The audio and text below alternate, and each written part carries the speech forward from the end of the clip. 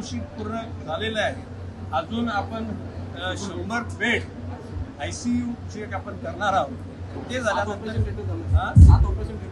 पुढे heart transplant, kidney transplant, neuro surgery या सगळ्याचे ऑपरेशन इथं होतील. त्या पद्धतीचे मी निर्देश दिलेले आहेत. त्याकरता कसलाही पैसा कमी पडणार नाही.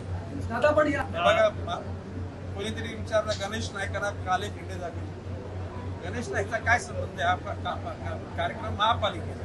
महापौरांना तुम्ही प्रश्न असे की उद्याला येणाऱ्या प्रत्येक काले झेंडे दाखवला काय वेळ लागते? एक फडकं आणलं, काठीला आणलं की झेंडा दाखवला.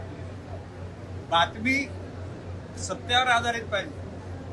काहीतरी तिचा आरडाओरडा होता ही गोष्ट खरी, ते कोणासाठी होता मला नाही माहिती. समक्ष बोललेलं आहे. महापालिका दिव्यापासून दिवाल्यापर्यंत आहे. जो नियम एकाला तो नियम दुसऱ्यांना. Boss is always right subject to rules and regulation ही पण मी आठवण करून दिलेली आहे. आणि मी सांगतो की भविष्य काळामध्ये कोण कोण कुठे कुठे राहील ते तुम्हाला समजेल. दूध वेगळं होईल आणि पाणी वेगळं होईल. सिक्युरिटी द्या ना.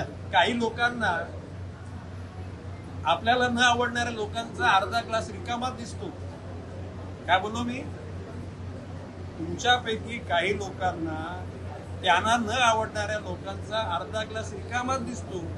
अर्धा ग्लास भरलेला कधी बोलणार नाहीत.